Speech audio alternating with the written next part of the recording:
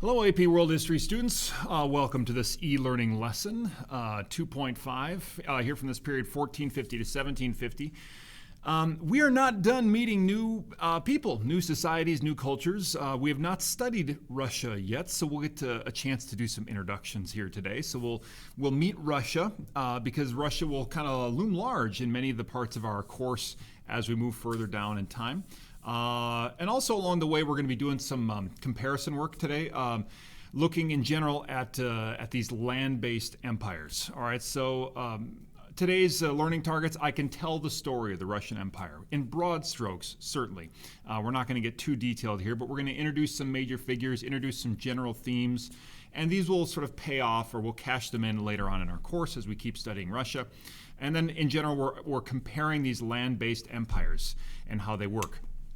And again, in Unit 3 has this focus from 1450 to 1750 on land-based empires. And again, that's in comparison to maritime empires, overseas empires. Like we'll see the Spanish, we've learned, established an overseas empire.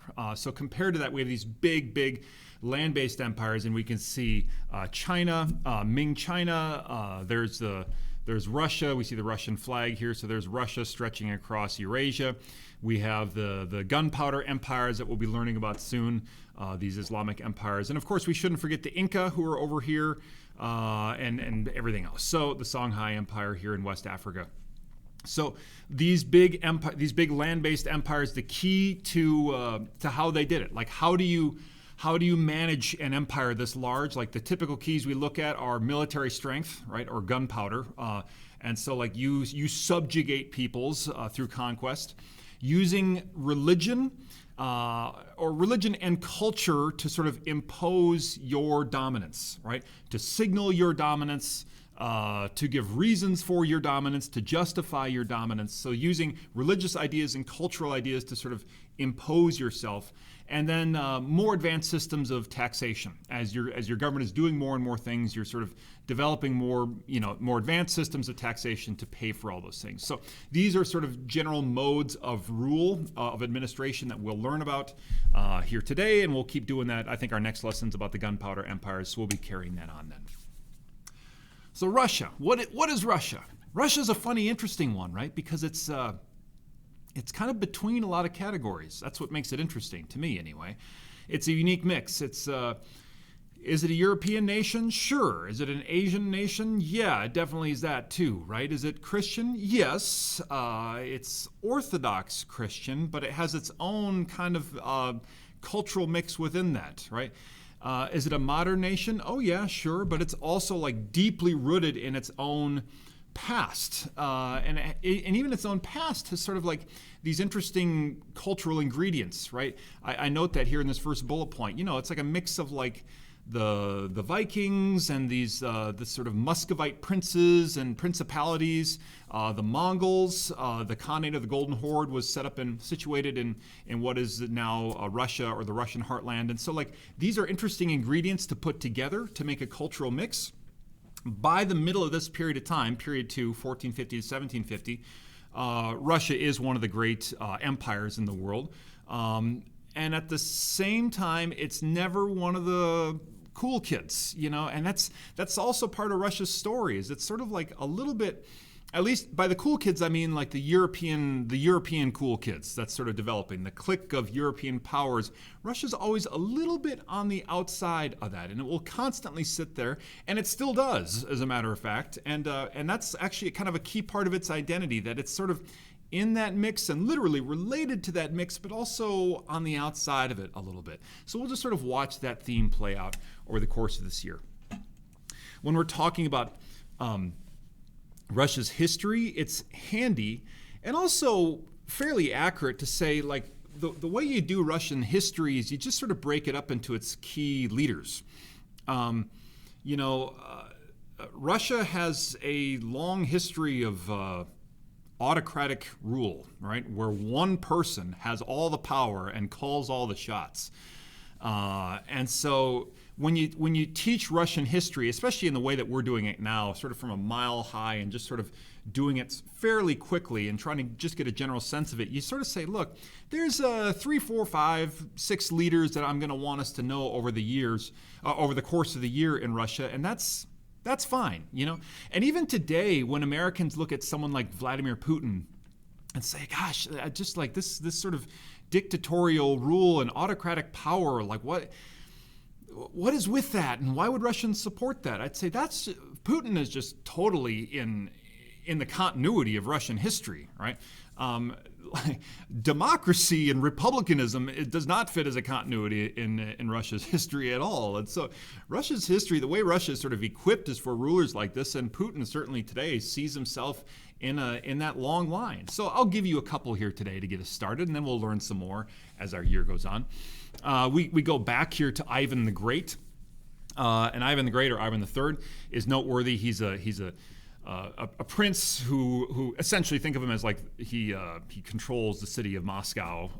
Again, I'm simplifying here for our purposes.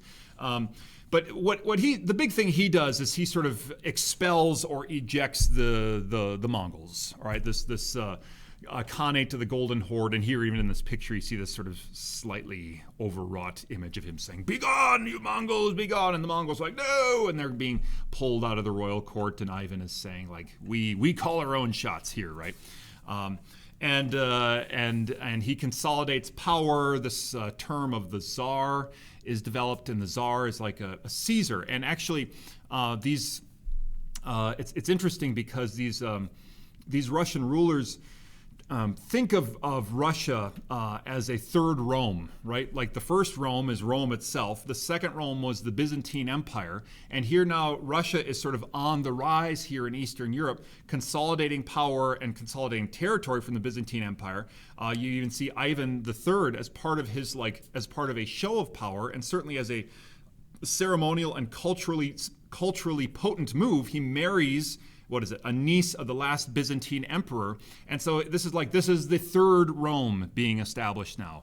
And so this move of like expelling the Mongols, marrying a relative of the Byzantine emperor, saying this is the third Rome, that's like religious cultural use of power. This is military power to expel the former conquerors.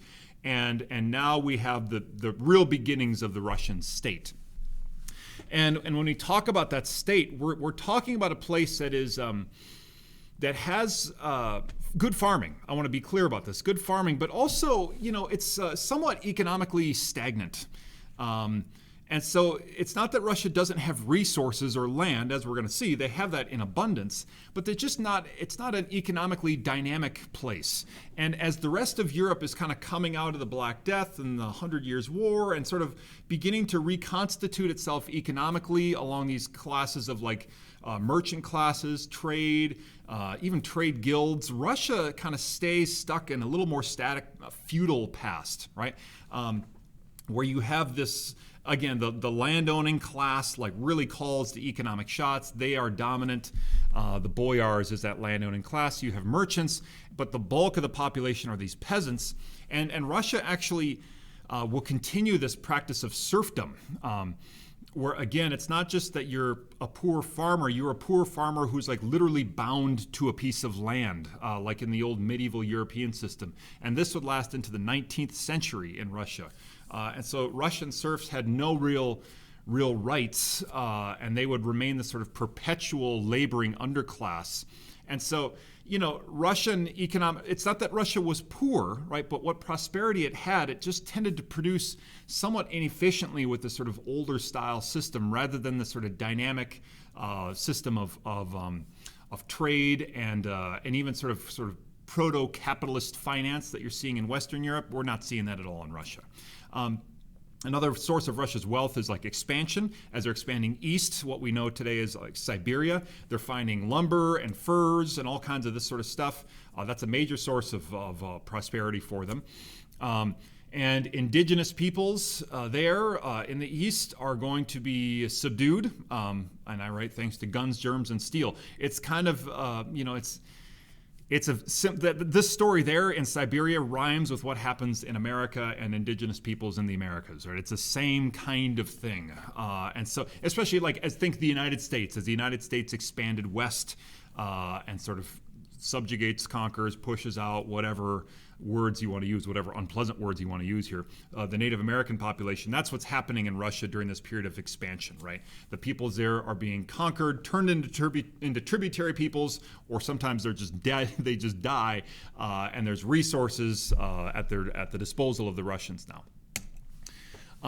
When we look at something here, so here we're comparing types of labor or labor systems, and so it sort of moves on a progression here from slave labor to serf labor to free peasant labor. So that's like, again, people are poor peasants, but they have some mobility, right? Or even they could be working on some crafts, or they have some of their own choices. To like a guild, and again, a guild member would be someone who's part of they're like a skilled laborer who's part of think of it almost like a trade union, that sort of thing. And so we're seeing where these different labor systems are at play here. So like we haven't learned about the transatlantic slave trade yet. We will learn about that, and we'll learn about how, like we've learned the encomienda system and some slave systems in the Americas and Africa. So we'll learn more about that here on this first row. That's the worst place to be, right? The serf system like we'd see in Russia, or somewhat like with the caste system in India. Japan still had a feudal system, of course, and that's what we've just described here, free peasants and then those guild members. And so a question I would just sort of, as you're looking at this, have you consider, as we're making these comparisons, what tends to happen as societies progress economically? Like, how would you characterize that? What tends to happen to labor systems? What tends to happen to the status of laborers as economic progress takes place? Maybe start thinking ahead. What might be a new type of labor system that's going to be coming later, right? What might be some new technological or economic shifts and changes that will change the way people relate to their labor? And you might have an idea of what I'm hinting at there, or maybe you don't. But certainly by next semester, we'll know more. We'll know more about all that. A significant figure here is a reformer, Peter the Great. So Peter the Great is part of the Romanov dynasty, the long-lasting Russian dynasty of Czars. Peter the Great we associate with reform. He is seeking to modernize Russia here in the 17th century. He's taking the power of the Orthodox Church and sort of making it a little more Byzantine style, like sort of bringing the Orthodox Church in line and putting it under the power of the state. All right, so a lot of them didn't like that, but that's something where he's seeing that as a way to sort of quiet some of those tensions. He tours Western Europe, and in Western Europe, it's interesting. You can almost imagine him and all these officials kind of taking furious notes about what they do, and ooh, look at that navy they have, and look at all this new technology they have, and all these people don't have beards the way that Russians typically have beards, and so we should do that. We should have people dress the way that they dress, and we are going to sort of start to mimic these sort of styles of bureaucracy and taxation systems that we see in what is today Germany or France or England. And so like they're touring Western Europe and sort of seeking the best of that, and then he brings it back home. And I'd say Russia's aristocratic and courtly class does start to look more Western European, for sure. And they do increase taxes to develop a navy, and a more Western-style military. It's hard to say, though, that this became anything more than a superficial shift in Russia. But like this is an interesting moment where we see Russia trying to play catch up with the cool kids, or trying to hang out with the cool kids. Here we see an example. This is just legit amazing in and of itself. But Peter the Great. This is what's called the political use of art and architecture. All right, this is designing architecture here. This winter palace for the Tsar that's designed to say, "I have power." Right, you are standing here in the shadow of my glory and my might. And so this is something like this would be something that kings would use to sort of display their glory and potency and power. And we'll see it in India, like with the Taj Mahal. We will see it in in France with the palace at Versailles. We're not done looking at it here in Russia, but like this is something that rulers in this period do as a way to sort of demonstrate and display their authority. And it's just beautiful in and of itself, this Winter Palace. Some other notable czars from before Peter, we have Ivan the Terrible. Now that's a name that tends to stick out in people's minds. Ivan the Terrible, the big things you sort of put for him are like he's, the big expansion guy, right? He's the one driving into Siberia, and he's pretty ruthless about it. He's pretty ruthless just in terms of how he executes his own power. An aggressive secret police to sort of like make sure that the nobility is staying loyal to him. This is the kind of thing where Vladimir Putin goes, interesting, right? And like he's out of a very specific kind of tradition. Later in his reign, he really earned that nickname, the Terrible, by he just sort of destabilized mentally, orders mass slaughters, kills his own son. Not great. Catherine the Great is another, I'd say, sort of reforming style czar, or czarina, I should say. And she's interesting because she wasn't actually born in Russia. She was German-born, but married to a czar. And after his death, she sort of like asserts and claims power. She's a formidable political figure herself. And so she's kind of like an outsider who kind of grabs and wrests control for a period of time. Is an expander, is a reformer, and also sort of like has this interesting thing that she does where it's like setting up a school for women, for girls of the nobility class. And so that's just an interesting piece that I thought I'd throw in here. Another example of political use of art and architecture, St. Basils Cathedral, famous, of course, beautiful, built during Ivan the Terrible. It's interesting to build a cathedral to honor your military conquests, but that's a very Ivan the Terrible thing to do.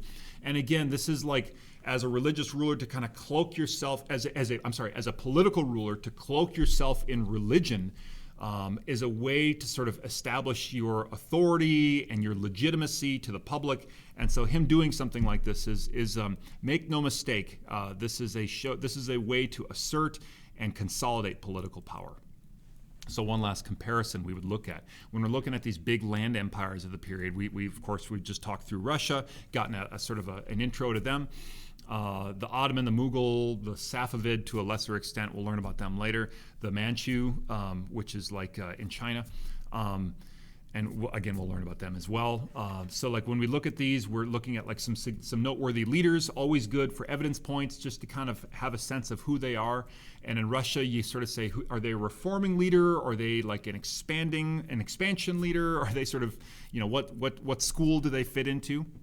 And know what the tensions were in these land empires. Know what the tensions were that they were sort of keeping a lid on or seeking to drive out or just trying to manage. So there is a viewing check to go along with this, students. You're going to do that. If there's any questions or things you weren't clear on, please email me. And I hope you guys have a great day. Take care.